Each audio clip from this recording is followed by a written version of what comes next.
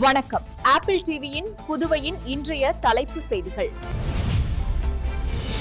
புதுச்சேரியில் நடந்த போலி மருந்து தயாரிப்பு விவகாரத்தை சிபிஐ விசாரணை செய்து முக்கிய குற்றவாளிகளை கைது செய்ய வேண்டும். பின்னணியில் உள்ள முக்கிய பிரமுகர்களை கைது செய்து விசாரணை நடத்த வேண்டும் என வலியுறுத்தி புதுச்சேரி மாநில காங்கிரஸ் சார்பில் டில்லி ஜந்தர் மந்தரில் ஆர்ப்பாட்டம் நடந்தது. வரும் தேர்தலில் லட்சிய ஜனநாயக கட்சி சார்பில் நான் தான் முதல்வர் வேட்பாளர். இங்குள்ள அரசியல் தலைவர்களை விட நான் மக்களுடன் களத்தில் இருக்கிறேன். வேலை கேட்டும் பட்டா கேட்டும் முதல்வர் வீட்டிற்கு சென்றால் அவர் விபூதிதான் பூசுகிறார். இதுவரைக்கும் யாருக்கும் எதுவும் செய்யவில்லை என்றார்.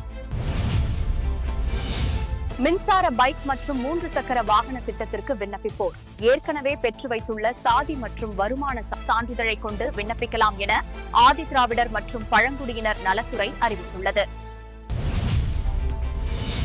திருபுவனை அரசு பள்ளி அருகே கஞ்சா விற்பனையில் ஈடுபட்ட சுபாஷ் சிந்தனைதாசன் மற்றும் முகேஷ் 3 இளைஞர்களை போலீசார் கைது செய்தனர்.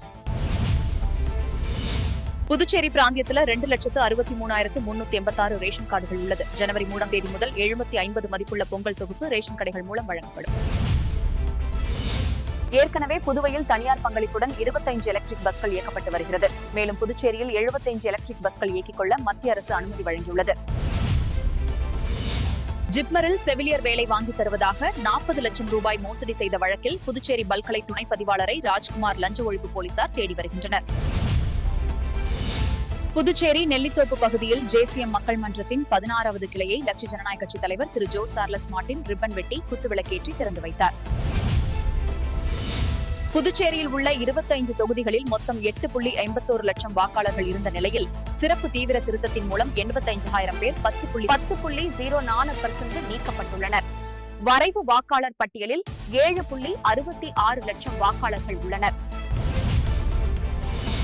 போலி மருந்து விவகாரத்தில் புதுச்சேரி மருந்து கட்டுப்பாட்டுத்துறை அதிகாரிகளிடம் விசாரணை நடத்த சிபிசிஐடி போலீசார் திட்டமிட்டுள்ளதாகவும் இதற்காக அவர்களுக்கு சம்மன் அனுப்ப முடியும். இத்துடன் ஆப்பிள் டிவியின் இன்றைய தலைப்புச் செய்திகள் நிறைவடைந்தன. நன்றி, வணக்கம்.